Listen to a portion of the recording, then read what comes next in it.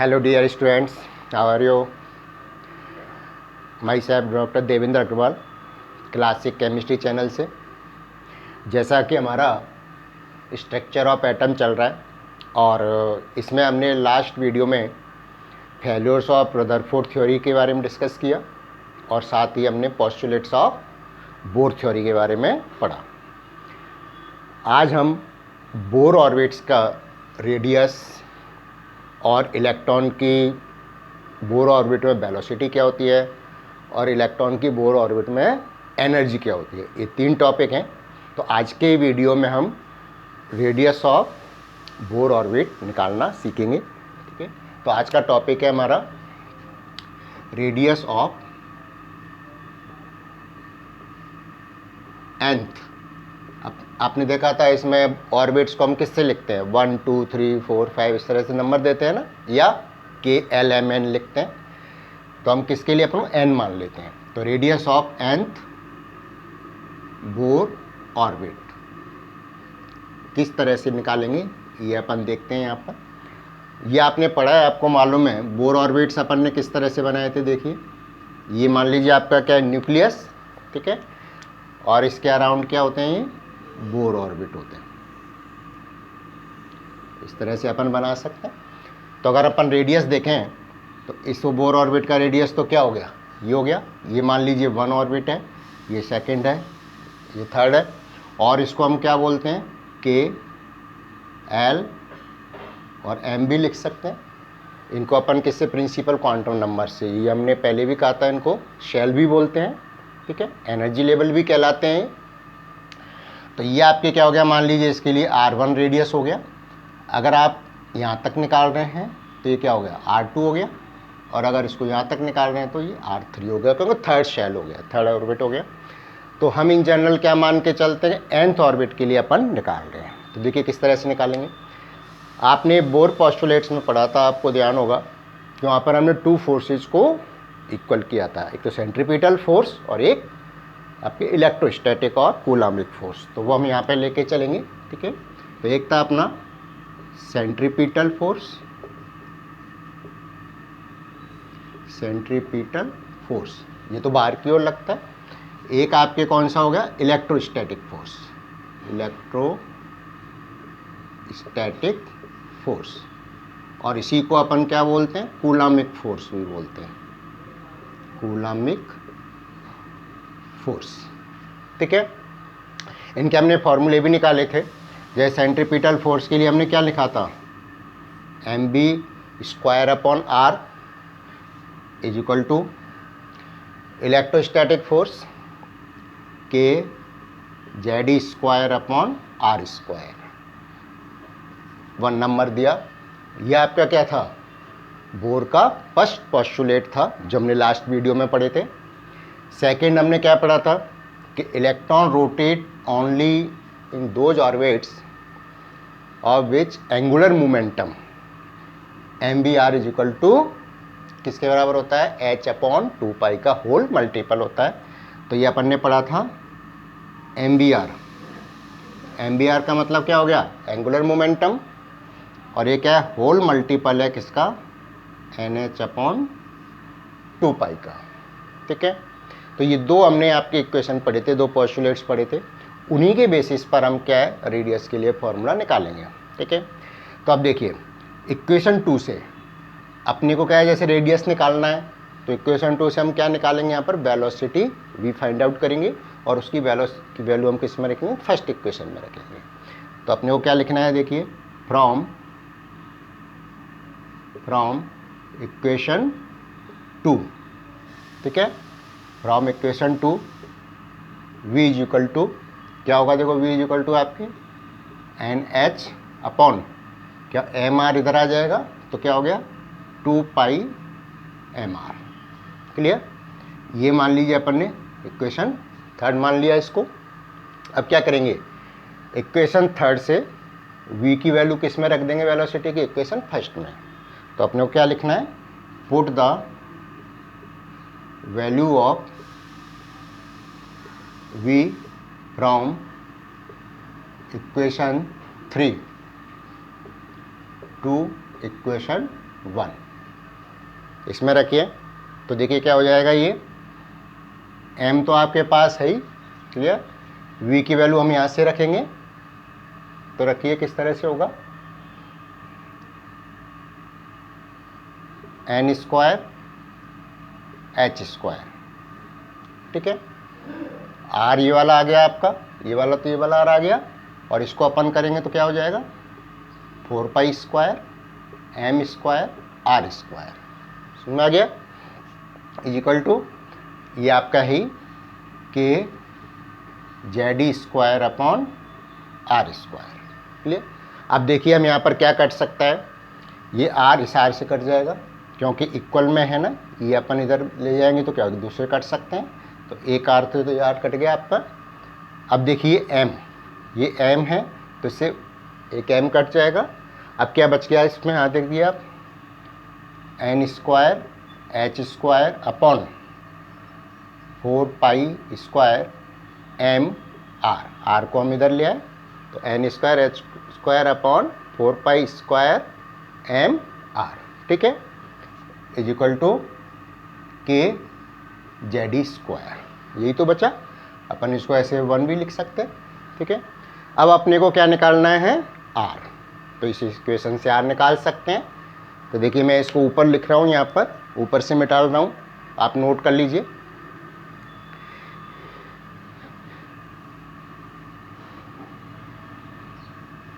हम इसको ऊपर लिख रहे हैं,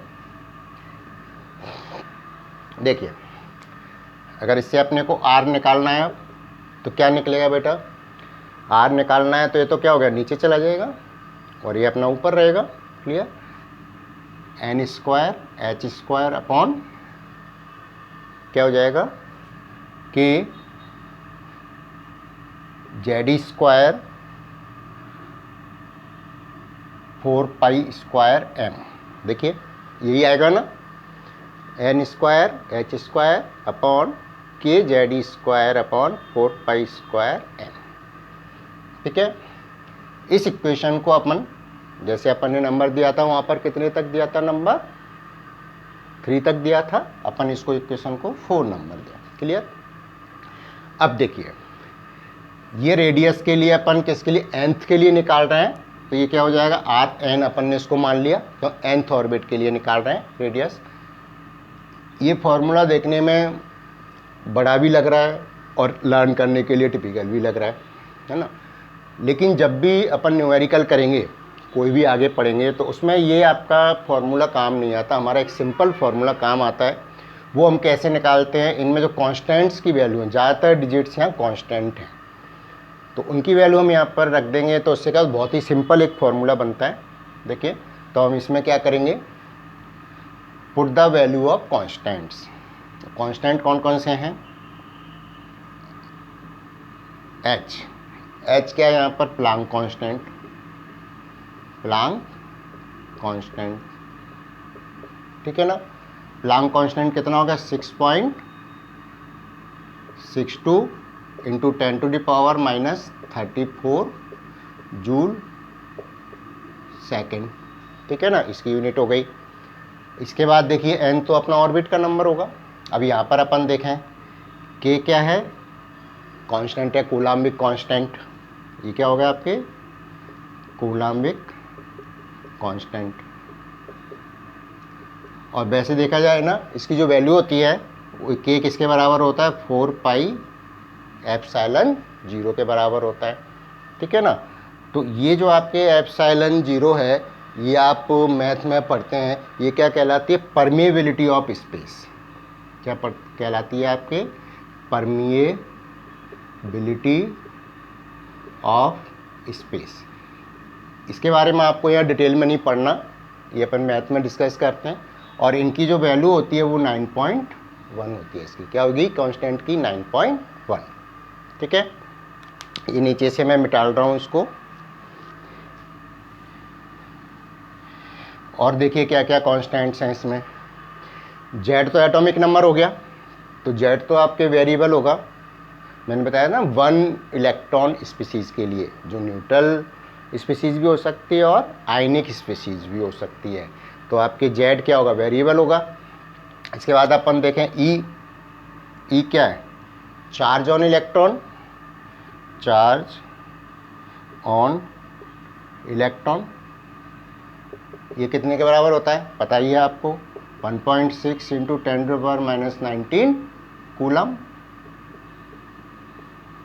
ठीक है, अब क्या बच गया आपका? 4 तो कांस्टेंट है ही, पाई कांस्टेंट होता है, 3.14 रखते हैं, या फिर इसको आप 22/7 रखते हैं। ठीक है, इसके बाद आपके m mass of electron, mass of electron है, ये भी क्या है पता ही है आपको, फिक्स है, 9.1 इंटू 10⁻⁻, कितना होता है?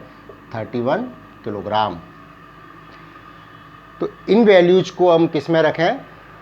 इक्वेशन 4 में रखेंगे तो हमें बहुत ही एक सिंपल फॉर्मूला बनेगा। तो अपन यहाँ पर रखते हैं, put the value of constants in equation 4। ठीक है, इक्वेशन 4 में इनकी वैल्यू रखेंगे तो एक बहुत ही सिंपल फॉर्मूला अपने को मिलेगा, R N is equal to 0.529 N square upon Z. ठीक है, ये अपने को फॉर्मूला मिलेगा, बहुत सिंपल फॉर्मूला। और आपको ये लर्न रखना है, अपन आगे जो भी न्यूमेरिकल्स करेंगे ना बेटा, वो इस पर ही बेस्ड करेंगे। ये अपन इसको, और इसकी यूनिट क्या होगी? एंगस्ट्रॉम, एंगस्ट्रॉम यूनिट होगी। इसको हम इक्वेशन 5 मान लेते हैं। अब ये तो पता होगा आपको कि एंगस्ट्रॉम, 1 एंगस्ट्रॉम कितने मीटर के बराबर होता है। देखिए 1 एंगस्ट्रॉम इक्वल टू 10⁻⁻10 मीटर। ठीक है, और अगर सेंटीमीटर में आपको देखेंगे तो कितना हो जाएगा? आपको मालूम है 1 मीटर इक्वल टू कितना होता है? 100 सेंटीमीटर।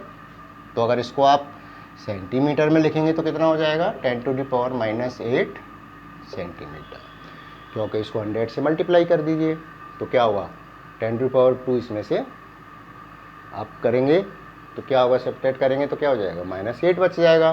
तो इस तरह से ये सेंटीमीटर में होता है। तो एक तो फॉर्मूला ये रखना है अपने को। इसके साथ ही अपना एक फॉर्मूला और बनाएंगे कि अगर मान लीजिए हमें 2 स्पीसीज में रेडियस रेशो कंपेयर करना हो, या तो एक स्पीसीज़ के डिफरेंट ऑर्बिट में करना हो, या 2 डिफरेंट स्पीसीज़ के लिए सेम ऑर्बिट में कंपेयर करना हो, तो हम इससे कंपेयर करने के लिए भी फॉर्मूला निकाल सकते हैं। अब वो हम देखेंगे किस तरह से। देखिए यहाँ अपन देखें तो इसमें आप देखोगे कि जो रेडियस है ये तो कांस्टेंट वैल्यू हो गई। रेडियस डायरेक्टली प्रोपोर्शनल तो किसके है? ऑर्बिट के स्क्वायर के, एन स्क्वायर, और इन्वर्सली प्रोपोर्शनल किसके है? एटॉमिक नंबर के। यानी अगर अपन यहाँ पर देखें तो क्या है? R N directly proportional to N square और inversely proportional to atomic number Z.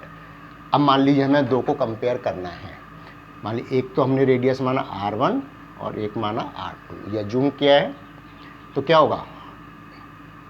बाकी का तो कांस्टेंट है, तो कांस्टेंट तो कट ही जाएंगे अपन। प्रोपोर्शनल साइन यहाँ पे आपने यूज किया तो कट जाएगा।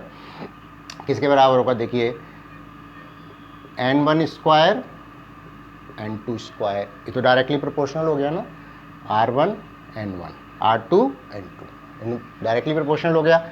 अगर अपन z के लिए देखें तो z क्या है? इन्वर्सली है, तो इसमें क्या होगा?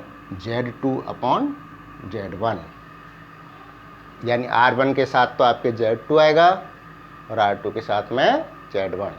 ये क्या बता रहा है? Inversely proportional. इसको अपन नेक्स्ट इक्वेशन नंबर दे देंगे, आप इसको 6th नंबर दे दीजिए। ठीक है, अब यहाँ पर हम दोनों पर बेस्ड एक एक न्यूमेरिकल देखते हैं, बाकी की और आप प्रैक्टिस करेंगे। देखिए फर्स्ट तो हम पहले वाले पे देखते हैं 5th नंबर पर। इसके लिए क्वेश्चन आप नोट करें। ठीक है, find out radius of 5th Bohr orbit for lithium plus 2 ion. देखिए लिथियम प्लस 2 आयन के फिफ्थ बोर ऑर्बिट के लिए अपने को रेडियस निकालना है। अब यहाँ पे लिथियम आयन है, इलेक्ट्रॉन तो 1 इलेक्ट्रॉन सिस्टम हो गया। लिथियम में क्या होते हैं 3 इलेक्ट्रॉन होते हैं और 3 प्रोटॉन होते हैं जो एटॉमिक नंबर को बताते हैं। तो 2 इलेक्ट्रॉन निकाल दिए तो 1 इलेक्ट्रॉन हो गया ना सिस्टम।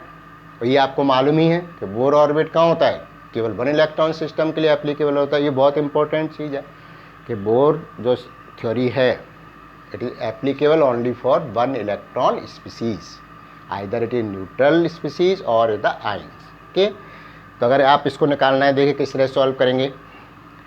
यहाँ पर n इजिकल टू क्या हो जाएगा 5 हो गया, और z इजिकल टू कितना होगा लिथियम के लिए एटॉमिक नंबर 3 हो गया कि नहीं। बस अपने को ये वैल्यू पुट करनी है इसमें फॉर्मूले में। तो क्या हो गया यहाँ पर 5 लिख लीजिए आप, जिससे क्या हो गया फिफ्थ ऑर्बिट के लिए अपन निकाल रहे हैं क्योंकि n की जगह 5 हो गया। क्या हो जाएगा 0.529 इंटू 5 का स्क्वायर अपॉन 3। ठीक है, इसको आप सॉल्व करेंगे तो क्या हो जाएगा 0.529 इंटू 25 अपॉन 3। क्लियर, इसको आप सॉल्व कर सकते हैं। ये तो सिंपल अब मैथमेटिक्स रहेगी ना। ये किसको रिप्रेजेंट करेगा radius of fifth Bohr orbit. समझ में आया।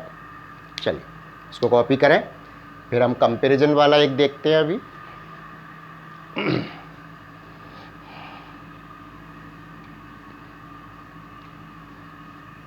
अब देखिए एक अपन यहाँ पर कंपैरिजन पर बेस्ड न्यूमेरिकल देखते हैं।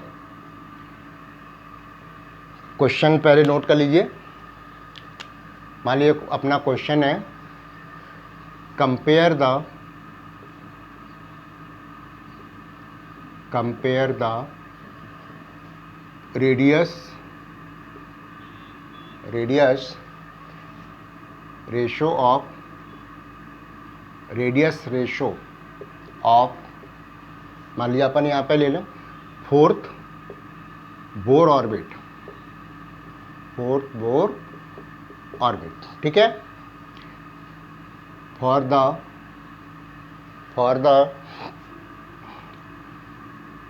He plus ion and beryllium plus 3 ion.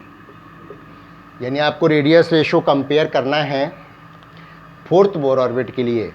तो बोर ऑर्बिट तो n तो सेम हो गया, आयन डिफरेंट हो गए, यानी z आपके क्या हो जाएगा डिफरेंट हो जाएगा। तो देखिए यहाँ पर जो n इजिकल टू है वो तो फिक्स है दोनों। n1 भी आपके 4 होगा और n2 भी 4 होगा क्योंकि बोर ऑर्बिट तो सेम हो गया। अब आपको जैसे z निकालना है, अपन यहाँ पे मान लें जैसे हीलियम है, हीलियम प्लस को तो अपन ने 1 मान लिया और बेरिलियम प्लस 3 को 2 मान के चल रहे हैं अपन, है ना। इनके लिए अपन कंपेयर कर रहे हैं, तो ये R1 और ये R2 इस तरह से मान लीजिए आप। तो Z1 किसके लिए हो गया हीलियम के लिए हो गया ना। तो हीलियम के लिए अपन कितना होता है Z2, Z कितना है 2 है, एटॉमिक नंबर 2 होगा हीलियम के लिए। और Z2 क्या होगा बेरिलियम के लिए एटॉमिक नंबर 4 हो गया, ये तो पता ही होगा आपको। तो यहाँ पर अब अपन देखें फॉर्मूले में बस कंपेयर करना है अपने को रेडियस रेशो। तो R1 upon R2 is equal to, अब देखिए n तो आपके क्या है 4 हैं, सभी सेम है। क्या होगा 4 का स्क्वायर इंटू Z2 कितना है 4 और Z1 कितना है 2, ये कर दिए। ठीक है, अब ये तो आपके क्या होंगे कैंसिल हो जाएंगे, ये 1 और ये 2। तो R1 अपॉन R2 कितना हुआ radius ratio 1। That means R1 R2 जो रेडियस रेशो है 2:1 हो गया, हुआ कि नहीं। तो इस तरह से अपन कोई भी आपको दिया हुआ है न्यूमेरिकल आप कंपेयर कर सकते हैं। ये तो मैंने जैसे आपको बताया जिसमें कि ऑर्बिट सेम था और आयन डिफरेंट थे। अब एक मैं आपको यहाँ पर लेता हूँ जिसमें कि क्या होगा आयन तो सेम होगा बट ऑर्बिट डिफरेंट होंगे। इस पर भी लिख लीजिए, इसको कॉपी करिए। अब देखिए एक अपन ऐसा देखते हैं जिसमें कि आइन तो सेम है बट ऑर्बिट डिफरेंट है। उसको क्वेश्चन कैसे लिखेंगे? कंपेयर द रेडियस रेशियो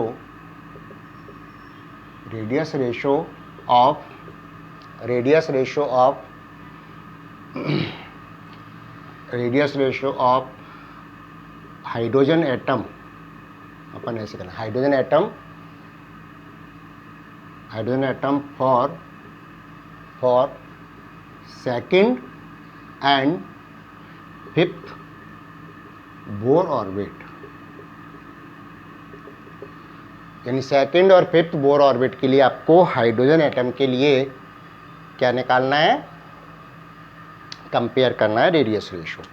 तो देखिए अपन यहाँ पर मान लें, जैसे आपका मानिए R1 अपॉन, फॉर्मूला तो अपना लिखा हुआ है ये, है ना।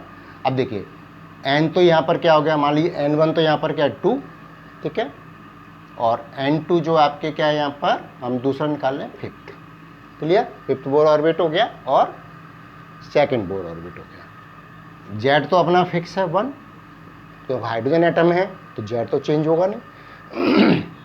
अब देखिए आप रेडियस रेशो आपको कंपेयर करना है R1 अपॉन R2, ठीक है, N1 का स्क्वायर, N1 हमने क्या माना 2, तो 2 का स्क्वायर अपॉन N2 क्या माना 5, तो 5 का स्क्वायर इंटू Z21 Z1, ये तो सेम ही रहेगा क्योंकि हाइड्रोजन एटम के लिए निकाल रहे हैं अपन।